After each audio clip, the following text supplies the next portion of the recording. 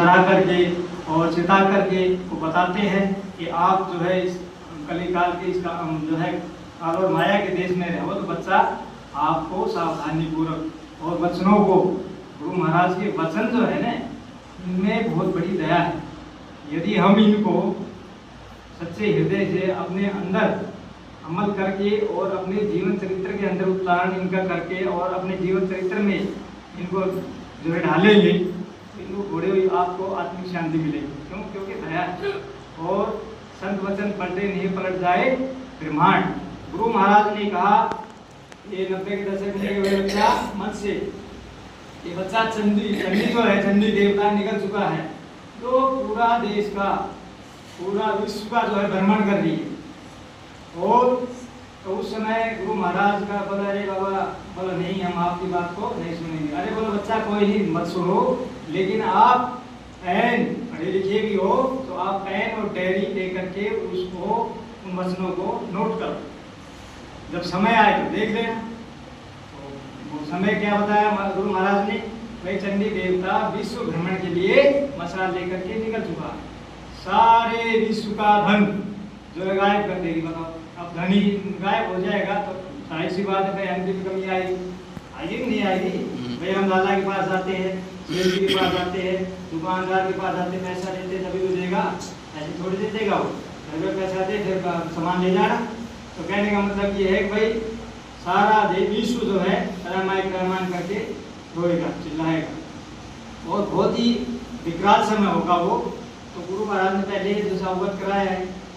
और भाई सारे विश्व में जब अकाल पड़ेगा और कोहरा मचेगा, तो कहने का मतलब ये महात्माओं ने पहले वो बताते, उस समय को मद्देनजर रखते हुए महात्मा जो है इधर आराम पर आकर के कहते कि बच्चा अपना आपा चेते बिना दूसरे के नहीं, अपने आप को पहचानो कि हम कौन है, कहाँ से आए हैं, क्या कर रहे हैं, कहाँ जाना है। ये छोटे छोटे पर्सन है, लेकिन हम लोग, आप लोग इनको वो नहीं करते, अज्ञान किए गए तो सब देखिए से कम कर ले, ऐसे नहीं। तो इनको जैसे अपने आप का आत्मचिंतन जब हम करेंगे तो उसमें आपका सब कुछ हो जाएगा। तो इसलिए महात्मा बताते हैं आगे तरह कि भाई जी बच्चा देख, ये रहनी होनी चाहिए आपकी, गृहस्थी में ऐसे रहना चाहिए, मैं ईमानदारी से काम करना चाहिए, और ये सारा आपको बता गए हुए। गुरु महाराज ने एक एक वचन आपको बताया हुआ है। सत्संग में आओ तो कैसे आना चाहिए, सत्संग में कभी भी आप आओ तो सिर ढक के, ये गुरु महाराज का आदेश है कि बच्चा अपना सिर नीचे ढक कर के बैठना चाहिए। बच्चा है उसको पता ही नहीं, उसको पता नहीं, उसको बताइए भाई अपना सिर ढक करके बैठो, ठीक है। तो उसको मेरे मालिक की दया, दरबार में कभी भी जाओ आश्रम पे, तो वहाँ भी जो है आप अपना क्या होगा, सिर ढक करके ही जाओगे, तो इसमें उस मालिक की दया। दूसरा मिसालें तो बहुत ज़्यादा है, मैं थोड़ा सा मिसाल आपके पास दे करूँगा। देखो कबीर साहब का है, किस्सा आता है कि बुखारी का बादशाह इब्राहिम अदम, ये मुस्लिम कंट्री में थे, शुरू में बादशाह थे। तो उन्होंने क्या काम किया, 1.25 मन फूलों की सेज, 1.25 मन फूलों की सेज पर उनका आसन विश्राम करते थे, सोते थे। बताओ, तो कबीर साहब देखो, महात्मा जिस भी जीव को पकड़ना चाहते हैं उनका खेल जो है निराला होता है, अंतर्यामी होते हैं, सर्वे सर्वा है, सार सत्ता के जो है वो नायक होते हैं। तो वो चले गए उधर, कहाँ, इब्राहिम अदम के महल में चले गए। ऊपर जाकर के बोला, अरे आप कौन हो? मैं शेरवान, शेरवान का मतलब जो ऊँटा ये करते व्यापारी होते हैं, ये बोला हमारा ऊँट खो गया है। तो अच्छा ऊँट खो गया? बोला हाँ। 2 बार ऊपर गए, जो ऊपर मंदिर पर राजा से, उनसे बादशाह से आपस में बात तो है, संवाद हुई।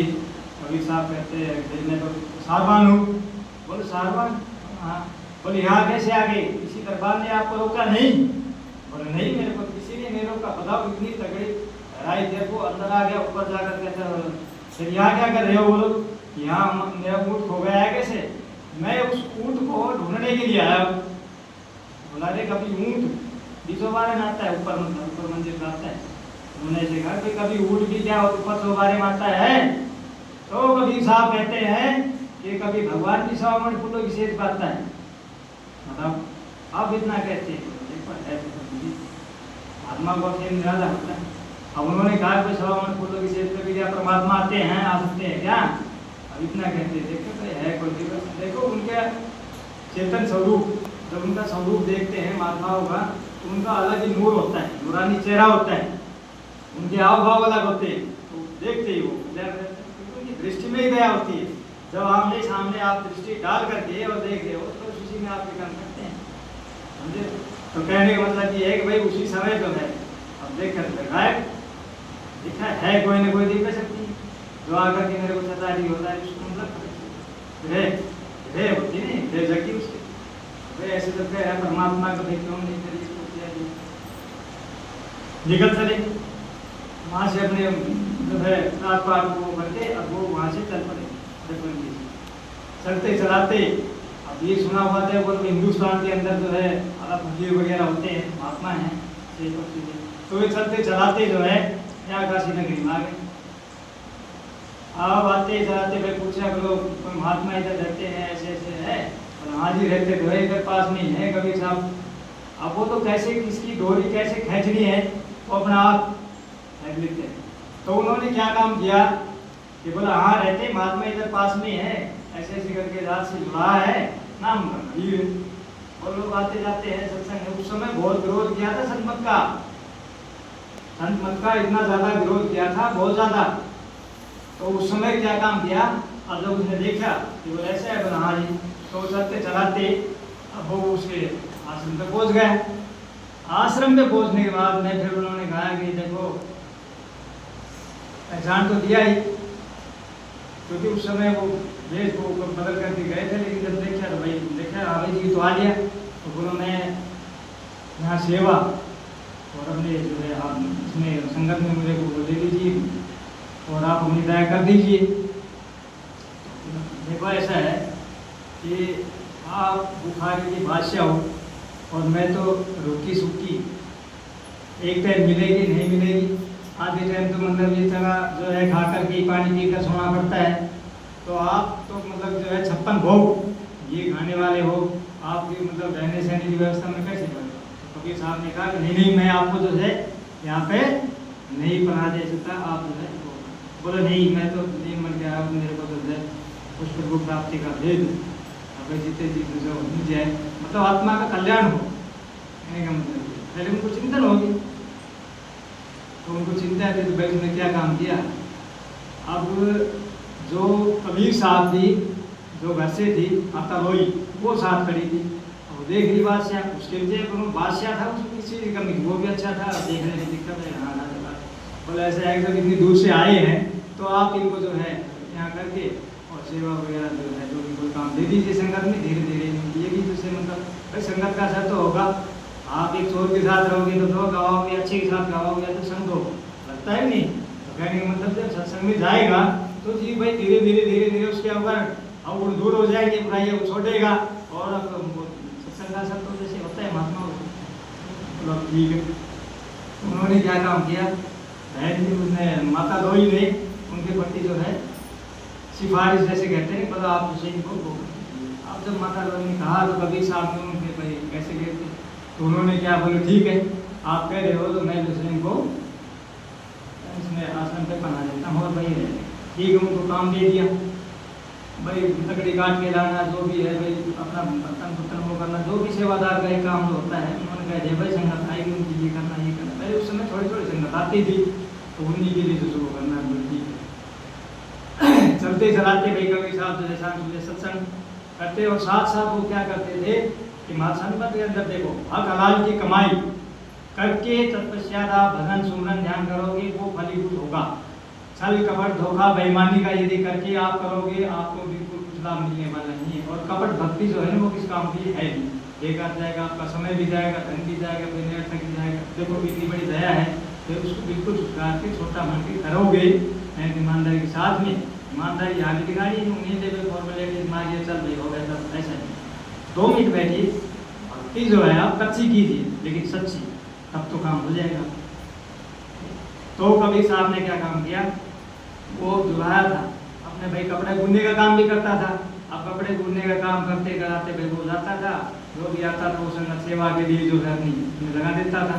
अब उनको बता रखा था भाई ऐसे ऐसे ये करना ये है, उनको बता दिया ये बादशाह है, हैदराबाद मदम था, बोला ठीक है। तो जैसे समय बीता और समय बीतने के पश्चात उन्होंने देखा भाई आत्मा देखो परीक्षा लेते हैं, लेकिन आज तो परीक्षा लेते नहीं। चाहिए आप भद्राश्रम पे नाम दान देखते हैं, कितनी बड़ी दया हो रही है कलयुग के अंदर, क्योंकि कलयुग के समान जो है कोई युग नहीं है, बिल्कुल सुलभ और बिल्कुल सरल है जो महात्माओं की दया दर्श आप नाम दीक्षा। जो पहले 12-12 साल तक तप सुनाते थे, वो सेवा कराते थे, उसके बाद में देखा जी त्याग हुआ कि नहीं, उसके बाद में करते थे ऐसे थोड़ी। लेकिन अब देखो कितनी दया हो रही। पहले जो है कुआ के पास जाना पड़ता था प्यासे को, अब प्यासा जो है कुआ जो है तो प्यासे के पास आए। तो कहने मतलब उनकी महात्माओं की दया है कल के अंदर। तो उन्होंने करके जरा देखा, समय बीत गया, देखा भाई क्यों नहीं इसमें जो है थोड़ा अहम था, क्योंकि आशा से और नीचे उस पर आया है तो भाई इसमें थोड़ा बहुत अहंकार तो रहेगा। अब बादशाह है, राजा है, तो उसमें अहंकार तो मिलेगा ना थोड़ा बहुत। देखा भाई थोड़ी परीक्षा ली जाए, इतना क्या हुआ। तो उन्होंने क्या काम किया, भाई वो गठर था इसका, माता लोई को बताया, बोला देखो मैं इनकी थोड़ा वो परीक्षा लेना चाहता हूँ और आप मैं ऐसे ऐसे करके मैं इनको बोलूँगा, जैसे ये दरवाजे से अंदर हो तो आप ऊपर से इसके ऊपर जो है कूड़ा करकट जो भी है वो इसके ऊपर डाल देना। क्यों? क्योंकि परीक्षा करनी थी, देखना था कि इसके अंदर जो है दीन भाव था, दीन आया है, दीनता आई है कि नहीं हुई है, धैर्य है कि नहीं है, सब्र है कि नहीं, शांति है कि नहीं, तो ये सारी चीज़ें देखने के लिए ठीक है। तो जैसे भाई व्यापार करके बाहर से आया गठर था, वो अंदर कभी साहब अंदर और वो बाहर गठर रखा हुआ। तो उन्होंने कहा कि अरे भाई इब्राहिम अदम, बोलो जी हुजूर, अरे भाई वो गठर बाहर है, वो जो कपड़ों का है उसको अंदर लेकर आओ, मैं तो बाहर रखा है मुझे से मुझे रहा। बोलो ठीक। वो जो ही बाहर से लेकर के गठरा लेकर आए, ऊपर से उसने कूड़ा डाल दिया। अब कूड़ा डालते ही बादशाह तो था, अब अहंकार भी था उसके अंदर, वो होता बुखारा तो करता जो करता। अब उसने देख ली, वो ऊपर से देख रही माता लोई, उसकी आँख बिल्कुल लाल हो गई एकदम, और ऐसे करके के देखा ऊपर की तरफ, क्योंकि अहंकार तो था, बादशाह था पूरा, और 1.25 फुटों की सेज, बैठना सिंहासन उसका पता मना ऐसे थोड़ी होता, कूड़ा उसको चलती वो तो एकदम भड़क गया। बोले ये क्या हुआ, क्या काम है, उन्होंने देखती, बोला क्या कहा मेरे को। उन्होंने कहा कि कबीर साहब, माता लोई ने कबीर साहब को बताया, तो ऐसे कहता है कि होता बुखारा तो बोलो जो करता जो करता। अच्छा ऐसे करा, तो कहने का मतलब ये है कि उसमें अभी कसाई है, अभी तैयार नहीं हुआ है, अभी धैर्य नहीं आया है, अभी शांति नहीं है इसके अंदर, तो अभी टाइम और लगेगा। तो ऐसे ही चलते जाते, बस फिर वो छोटे छोटे सेवा करते कराते सत्संग सुना करके, और फिर कबीर साहब ने कहा अब समय बीता, तब फिर उन्होंने कहा आप बोलो चलो माता जी से उन्होंने कहा कि हम इसकी परीक्षा लेंगे, और लेने के बाद अब पहले तो कूड़ा आपने डाला था, अब जितना भी जो है गीला जो है वो हमने लेकर के और वो डालते हैं ऊपर से, मतलब जैसे भी होता है ना वो गंदगी, मतलब कहने का वो है तरल लिक्विड टाइप में है, वो ऊपर से डालते हैं। ठीक।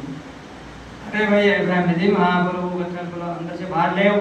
तो उन्होंने कहा बोलो ठीक है जी, आप जो ऊपर से लाया, अंदर आया, ऊपर से माता लोई ने वो जो है ऊपर से जो भी उसके अंदर मालूम था वो उसके ऊपर डाल दी। अब डालने के 10 पश्चात क्या हुआ कि भाई वो एकदम देखते ही बिल्कुल दीन हो गया। अब वो दीन हो गया, क्यों? आत्मा की दया दीन।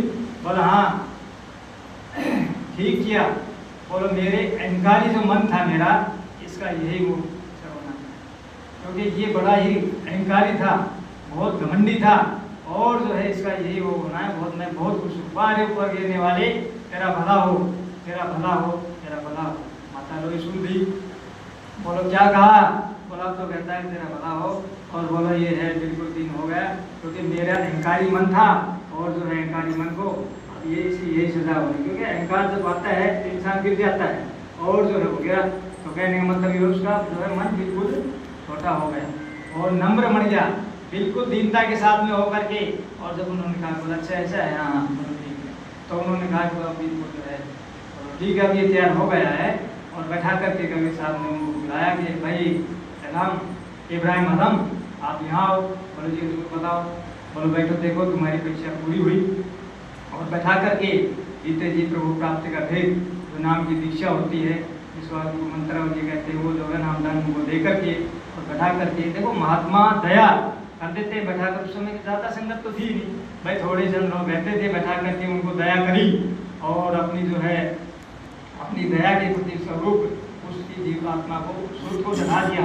महात्मा चाहे जिसकी सूर्य को चढ़ा दे, अंड खंड ब्रह्मांड में ले जा करके और भ्रमण करा करके, और अगर कबीर साहब और पीछे पीछे बुखारी का बादशाह, और जब उनकी दया होती रही चलते रहे और दिखा करके पूरा, और जा करके नीचे थे उनको दिया और कहा कि जा अब तेरी भक्ति पूरी हुई, जा करके कहीं भी जा और भजन कर और लोगों को जो है। तो कहने का मतलब ये है कि भाई चलेगा बोलो दो शिष्य का प्यार, वो बुखारी का बादशाह भाई ठीक है बोलो आदेश लेकर के वहाँ चल दिया, अपने देश चला गया, अरब कंट्री मुस्लिम कंट्री में जो हो चला गया।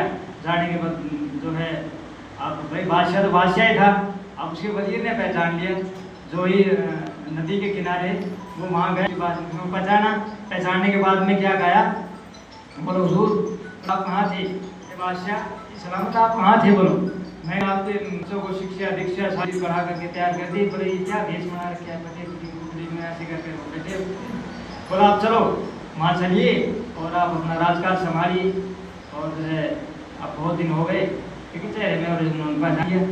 तो फिर वो बोला मैं नहीं जा सकता क्यों, तो उन्होंने क्या काम किया, एक सुई थी वो सील रहे थे, बोलती वो सुई उठा करके और नदी के अंदर उन्होंने फेंक दी।